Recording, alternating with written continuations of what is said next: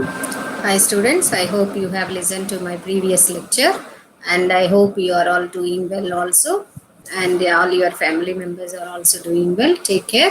And this is the continuation of the essay, What is an Author? We have seen yesterday two functions of the author name. So, as Foucault has established that author's name is not simply a proper name, and it has some duties of description and designation, and thus a kind of discourse gets developed in any given culture surrounding the author name. So, any discourse that is attached with the author name has some functions according to Foucault. And the first thing, four functions he mentions actually. And first two we have discussed in the yesterday's class, and let us continue the third from where we have stopped yesterday. Let us continue. This is the third actually function of the author name, that is author function. They are simply mentioned as author functions. So I hope the screen is visible to you. So this is for the third characteristic. So the third characteristic of this author function is that it does not develop spontaneously. So of course we know that author will not be born in a night or day, etc. So their physical birth is different, but their birth as a great author, or their name, their popularity, etc., of course, cannot be spontaneous. This actually we also know the fact, because see, we have read canonization, Donne's canonization, Marvell's poems, etc., which we categorize under the metaphysical category of poetry. And we all know that during their lifetime, the metaphysical poets have received very less attention, and no attention at all after their deaths. That is, in the 18th and 19th centuries, of course, there was no mention of the metaphysical poets.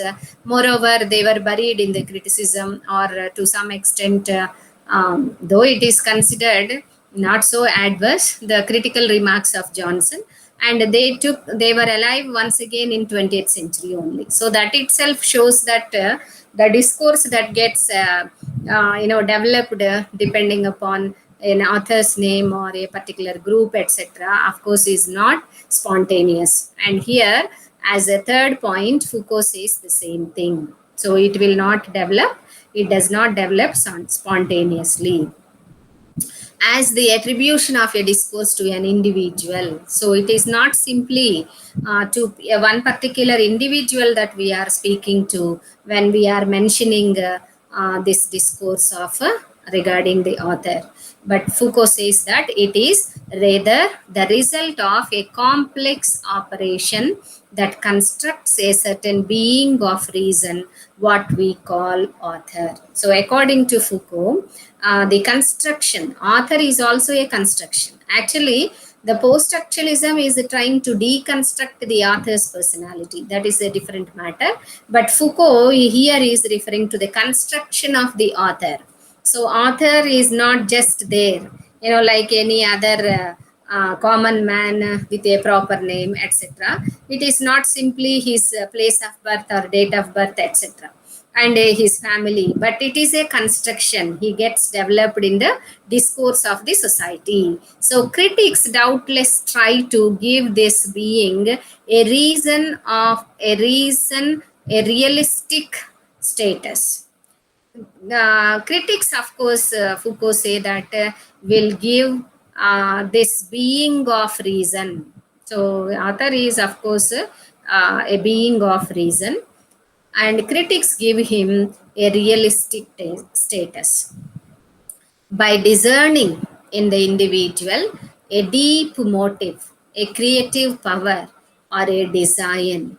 The milieu in which writing originates. The milieu is the circumstances, okay, in which the writing originates. The rather writer, of course, writes, and then how it flourishes. So even after his death, it flourishes. So now author is not a discourse when only when he is alive, but even after his death, of course, his discourse continues. So that is where we can understand how it is not spontaneous, and of course it is a construction only. Okay, so critics are what construct. We know Samuel Johnson is the one who constructed about the Shakespeare, or to some extent Milton, etc. And when you come to Eliot, Eliot is the one who constructed the metaphysical poets and some other poets. Of course, he brought some faults of Shakespeare and Milton also to some extent. So these with these examples, of course, we can understand that it is not author function is not spontaneous, rather it is constructive, and of course, it is based upon his deep motive of writing, his creative power, his design, and the milieu in which he was writing. Nevertheless, these aspects of an individual, which we designate as making him an author, are only a projection. So, of course, whatever we are taking into consideration, either the creative power or design or his circumstances in which he wrote, etc., are only according to Foucault. Nevertheless, these are um, aspects of an individual which we designate as making him another, or only a projection. They are projects. They are projected like that. Johnson projected Shakespeare in that way, and so of course Shakespeare is reigning high even now in more or less psychologizing terms.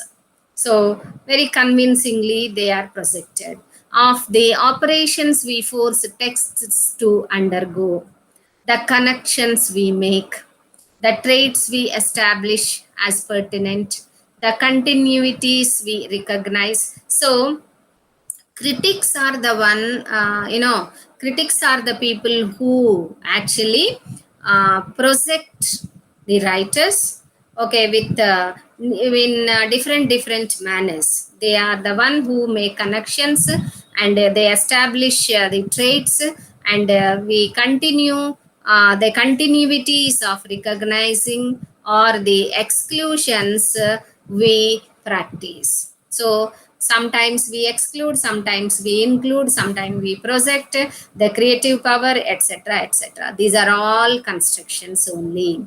All these operations vary. So how these constructions, of course, go on? Foucault says that, of course, they vary, they change according to periods and types of discourse. According to periods and types of discourse, of course, these constructions of the author vary, changes. We do not construct a philosophical author as we do a poet. Of course, in literature, the construction of the author is very much evident rather than in the philosophical author. Just as in the 18th century, one did not construct a novelist as we do today. So 18th century to the closure of the 17th century, I think the novel has originated. And 18th century, of course, it was gaining up, but no one cared for the novelist. So, for example, Bakhtin is the one who, for us, as you are aware of Bakhtin, I am telling you, is the one who projected about the novelist, or F.R. Lewis, okay, or David Deutsch, and some other critics are there. So, in a way, the poets or authors in literature are projected. The philosophical author is not projected. Okay, and if you take the genre, the authors of the novel are not projected. Then only poetry. That is why you can observe that all our ages, they are named with the name of the poet. Age of Milton, age of Pope, etc. Age of Shakespeare, of course. Shakespeare is a dramatist as well as a poet, sonneteer also. He had a good contribution in sonnets also, that is why. But Pope, of course, is only a poet. Milton, of course, is a poet. Though he authored some, one drama or so, essays, etc. We consider him mainly, actually, as poet. Of course, the age of Johnson also, because he is the one who gave a great figure originated with the criticism and lexicographer, etc., it's a different matter. But mostly we of course recognize the periods of literatures also in the name of the poems. And novelists at that time were not given constructed much. Still, we can find through the ages certain constants in the rules of author construction. So, even in the author rules of author constructions, Foucault says that there is a particular kind of constant thing that is happening. So, in the next paragraph, he refers to Saint Jerome.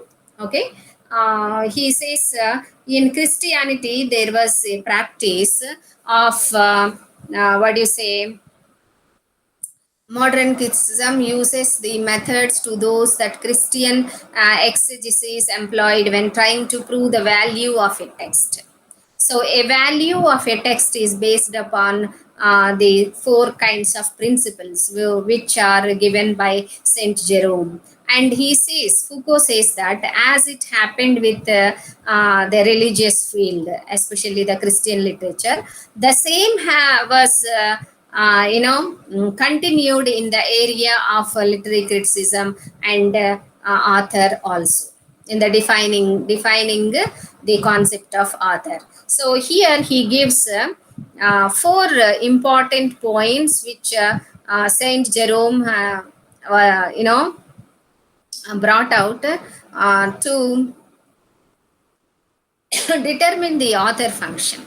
Okay, so what are they? Let us see. And Foucault believes that though it is of a Christian tradition, the origin of Christian tradition, and where the Christian texts, the religious texts, are validated with reference to the saintliness of the authors, etc.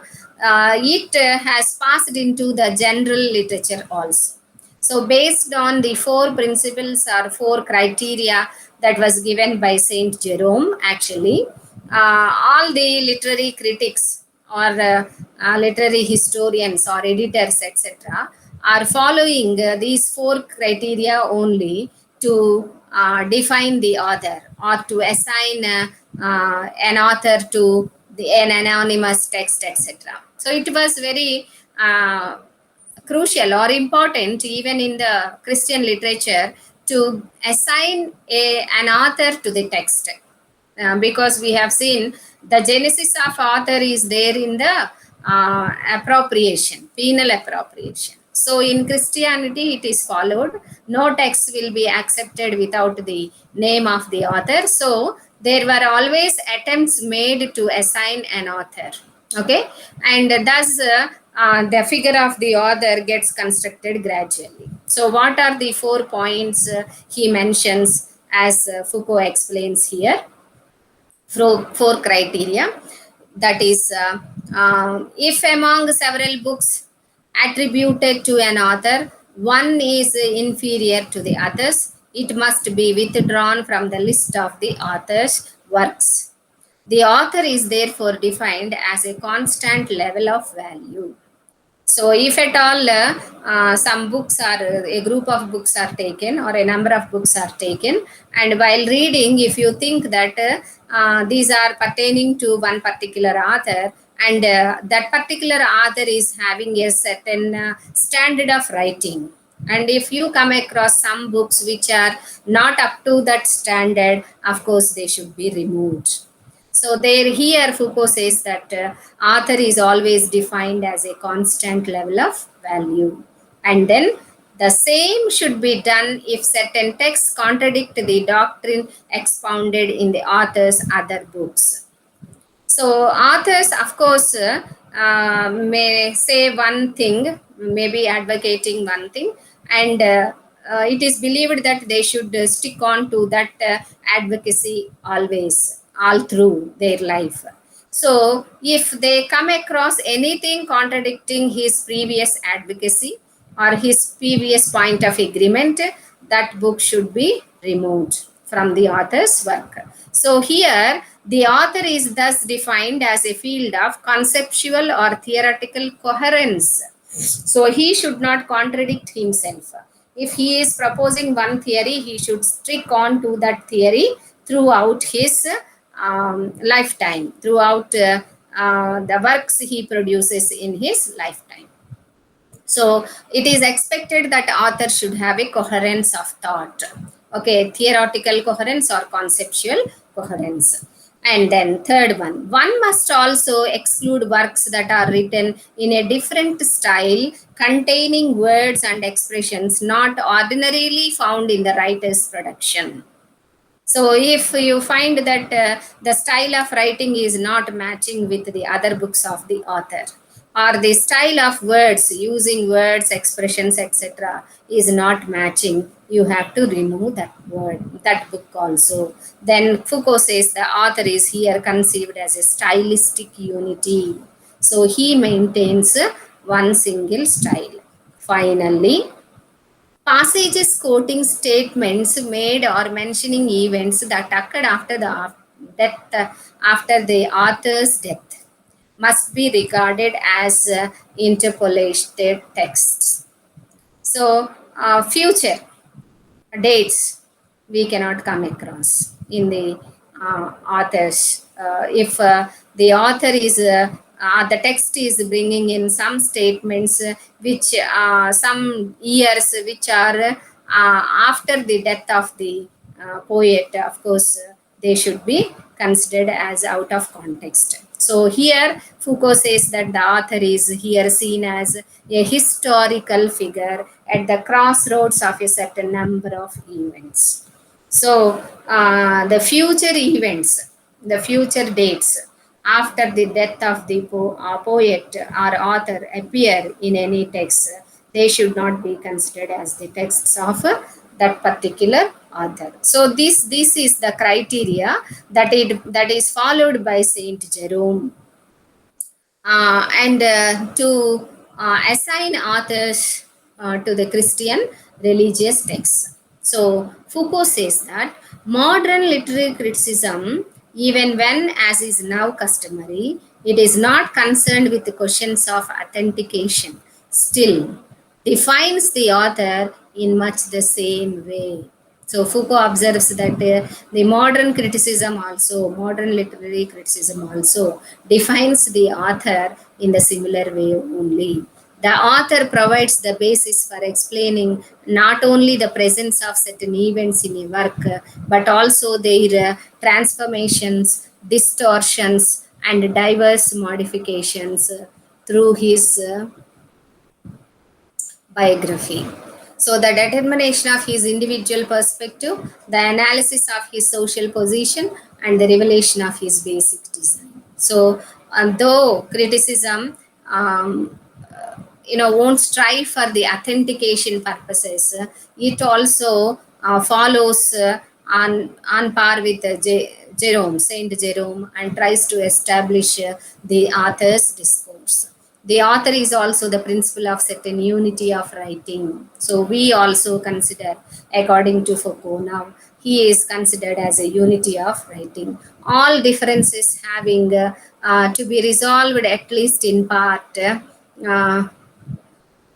by the principles of evolution, maturation, or influence. So the author also serves to neutralize the contradiction that may emerge in a series of texts. So Foucault says that on par with the criteria of Jerome, literary criticism also is trying to construct the author or author's discourse in such a way. So they consider that author is a particular source of expression that in more or less completed forms is manifested equally well and with similar validity. And then he says this is the third author function, that is the author function is not spontaneous. Of course it gradually develops and it is constructed, and it is constructed as it happened in the Christendom. So it is happening in the European culture. Okay, with a reference to Saint Jerome, he explained. Then the other function, of course, the fourth one is that it is not a pure and simple reconstruction made second hand from a text given as inert material. So the author function is not pure and simple reconstruction. So it is not simply constructed from the text. The text always contains a certain number of signs referring to the author, but these signs, well known to grammarians, are personal pronouns, adverbs of time and place, the verb conjugation. Such elements do not play the same role in discourses provided with the author function as in those lacking it. So he says that author function is not a pure and simple reconstruction that is taken from the text. Of course, the text may have a small role to play, but the author function is not constructed solely based on the text of a particular author. So later, he says actually, in the former, there are discourses which are not having author function and which are having author functions. So Foucault here distinguishes between these two. And he says, such elements do not play the same role in discourse provided with the author function as in those lacking in it. So in a society, two types of discourses are there: the discourses which are having author function and the discourses which are not having author function. So they, in the later, that means the discourses which are not having author function, the such shifters refer to the real speaker and to the spatio-temporal coordinates of his discourse. So the shifter is like the personal pronouns or what do you say, verb conjugations, adverbs of time and place, etc. Okay, so he says in the former, however, their role is more complex and variable. So all these shifters, okay, etc., they have a particular role according to Foucault in the discourses of the author function.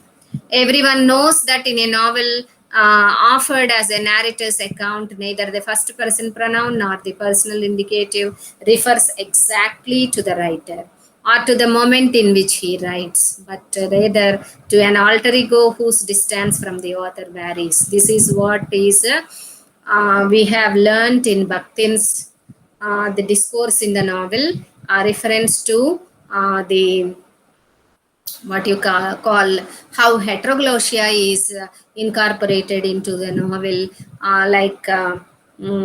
what is exactly we have discussed there. Comic parodic reprocessing and how it takes place, and how the author will have a narrator, omnipresent narrator who is not the author himself. We cannot say that whatever his narrator is speaking is belonging to the novelist. We can't say that. And also the novelist always maintains a detachment with the text.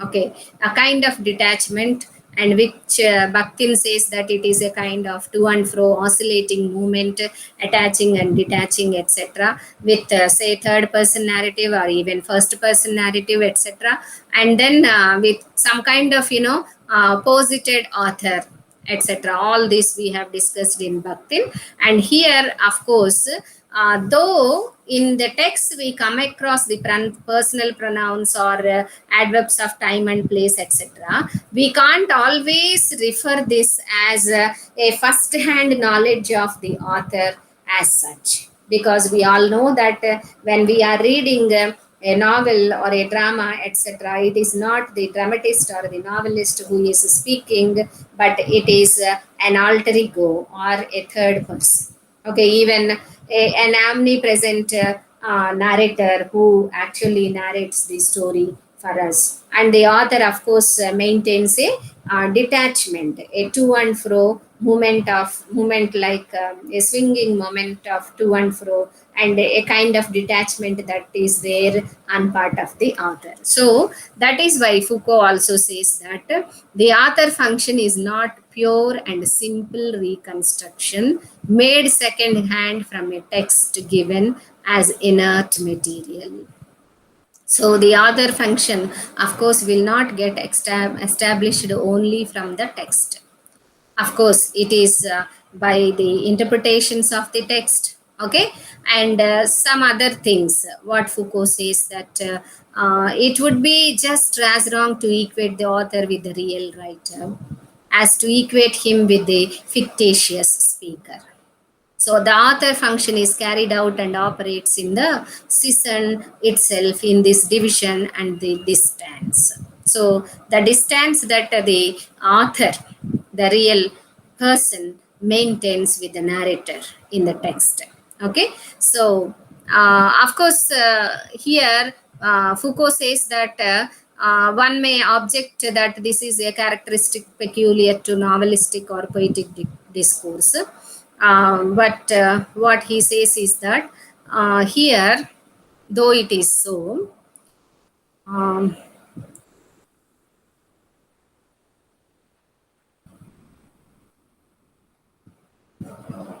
yeah. So here, of course, he says that the I, which I suppose, I conclude, etc. In the first case, the I refers to an individual without an equivalent who, in a determined place and time, completed a certain task. In the second, the I indicates an instance and a level of demonstration which any individual could perform, provided that he accepted the same system of symbols, play of axioms, and set of previous demonstrations. We could also, in the same treatise, locate a third self, one that speaks, tell the work's meaning. So here, actually, Foucault is trying to, bring in a kind of difference between the texts of literature and the discourse, that is some texts which are discursive actually. So those discursive texts are not of literature, but Foucault says, this we have already discussed. He says that there are two discursive figures in the history of epistemology. They are Karl Marx and Freud. So he, of course, in the rest of the essay concludes or tries to establish that the discourse in the literature is different, and the discourse in the philosophies or other areas of knowledge is different. And he also says that he here has, what is an author in this essay, mostly he has restricted his idea of author only to the author of the book, that is literature. But if you go beyond the author, even it becomes even more a complex term to define, because a painting or a sculpture and others music will also have authors, and we may have some other interpretations for that. And into the closing section of the essay, of course, he explains why is he, okay, he says why I attach a certain importance to what I have said. So why he is giving the kind of importance to the things that he already stated in the above discussion. That is no, two or three reasons actually he mentions. And that is firstly, he says that there is a kind of what you call, yeah, in this paragraph he says, okay, this is the last part of the essay, wherein he describes one or two things why he gave importance to the author of the text of literature or author of a text. And because he touched upon in the beginning of the essay, but that is to define a work, there is no theory. Okay, and the lack of the theoretical or conceptual or ideological guidance is what lack of these is what is making the work a complex concept. So perhaps to focus on these concepts, the complex concepts only, he has given more importance to that author of a text actually. And then he says ideological status of the author also. So what is the ideological status of the author in a given culture, and how the construction is actually construction of course is made and can be deconstruct completely. How can one reduce the great peril, the great danger with which fiction threatens our world? The answer is one cannot, one can reduce it with the author. The author allows a limitation of the cancerous and dangerous proliferation of significations within a world where one is thrifty not only with one's resources and riches but also with one's discourses and their significations. So, how he, of course, is dealing with the ideological status of the author. In one more class, I will conclude this also. So for today's session, these are the other two functions of the author, or author functions we have seen. Hope you will listen, keeping open the text. And of course, in one more class, I will try to conclude. We will close this essay. Okay. Listen to the essay. Okay. Have a nice time.